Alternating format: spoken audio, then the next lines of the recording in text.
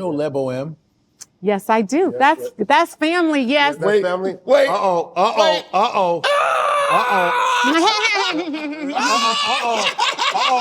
Protect the homie. Protect the homie. You know about this, right? Yeah. I know a little bit. You know about I know this? a little bit. I've been texting back and forth with him. It's Lion King fiasco? LeBo Hung is like family to me. Okay. So yeah, I know a little bit. Yeah, I know we're not gonna a put little you in the bit middle of about that. We're not gonna put you. I just asked if you know. Yes. No, and this is what I will say. Okay. What is so dope to me, because he was kind of like like when I grew up, he was kind of like the older cousin, younger uncle type of, when he broke through like with the Lion King, and that's been like I think that's been on Broadway like Forever, for 30 years. the longest. Yeah, 30 years. Like the wild success, and that everybody knows that little musical piece and that moment, like talk about life changing. Yeah, it's etched in everybody. It's etched in music and Disney in your mind when you hear that feeling. And so, I mean. And what was Africa? I'm just saying, like. Because it was, African music was like, oh, blah, blah, blah, blah. Like nobody really respected it. Like, now, if you're from the continent. It wasn't like real African music on the mainstream. And I'm saying, like, Fela was out there. And it was but then you had Lady Blacksmith Mambazo. Yeah. Absolutely. The a cappella group, they kind of came into the fore. Then they got with Paul Simon and Graceland. Look at Janet Jackson, which made me mad because Control should have won. But go ahead. But I'll tell you, like performing in the living room, like we would be performing to Paul Simon and Lady Smith, Black Mambazo. And like when Lady Smith, Black Mambazo would come perform in the Bay Area, it's like our family and friends would like cook and like bring them food backstage. Yeah. Amazing, right? The harmonies. But like in Disney, for Lion King, for it to break out, like LeBo working with Hans Zimmer, and then like have South African music like on the forefront like that, and just be in people's subconscious. That's powerful. It's powerful, and it's a big deal. I mean, nobody can deny that moment. You remember where you were when that cartoon came out, and you heard that, and it was it's a defining moment in African music. And I think it made it more culturally acceptable because it was so majestic.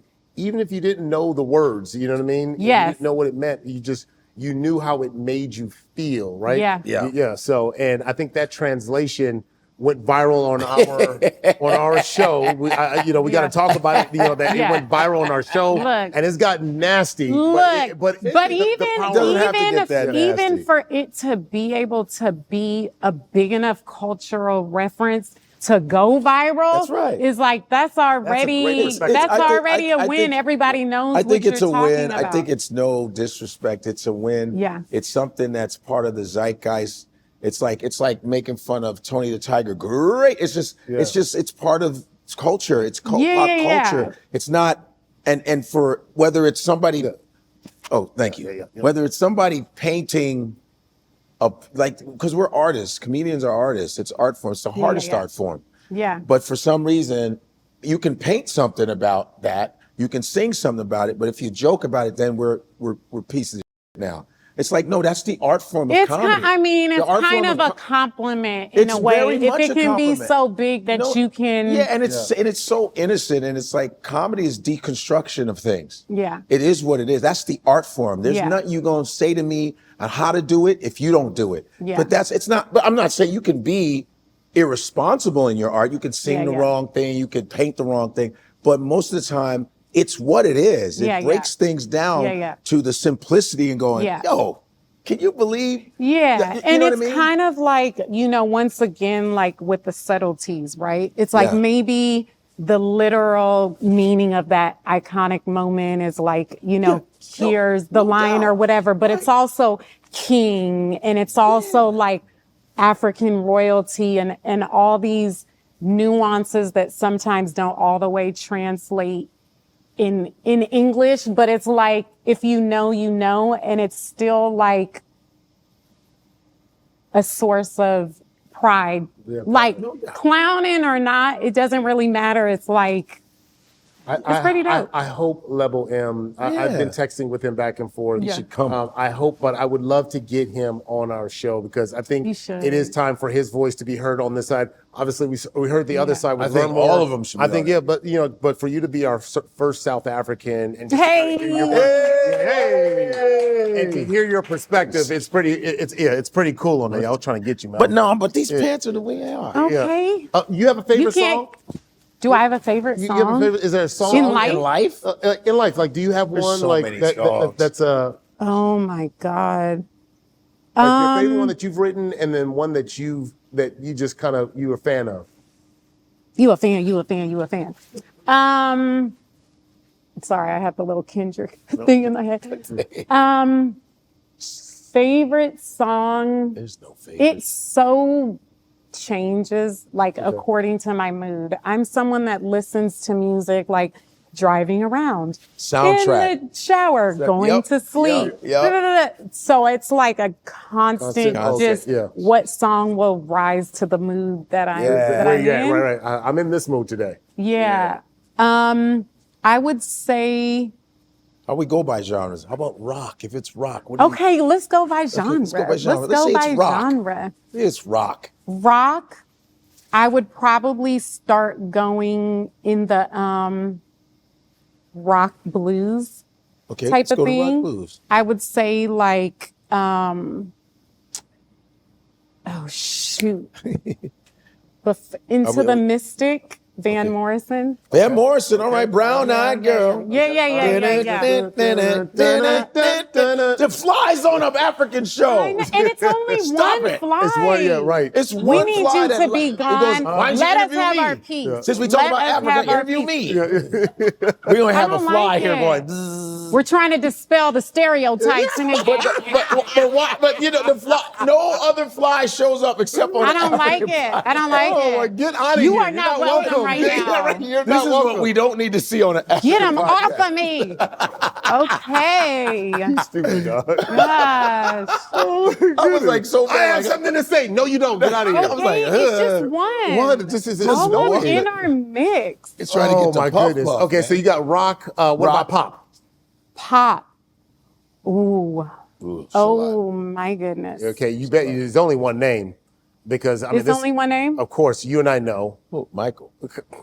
He's the king of pop, rock, and soul. But it doesn't mean she go listen to that. But she listens to Mike. I do. Not all the time. No, she does. Every mood she listens to Mike. I can promise you that. I can. Mike and Prince. Mike and Prince. Very Forrest Gumpy. Just, I can promise you that.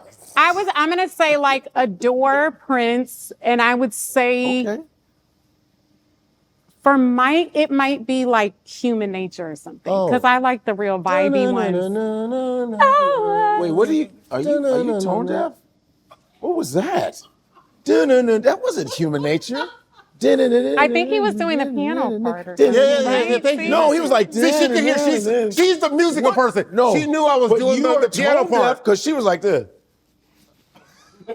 What? You know what? I am not going to get in between the... Okay, so you got to... What? Wait. Yo, clear your throat. Yo, you're tone deaf. But he was like, you see how he's doing me? What? Now you got me all nervous. She is like, oh my gosh. No, you're like this. You're like, I whispered it because I knew he was going to make fun of me and not give me a chance. Did I have a chance? No, I think you didn't even know what song he was trying to go. We are all on the same team here. Do you remember, girl? All right. On the phone. Are you and me? Until dawn. Until 3. What about?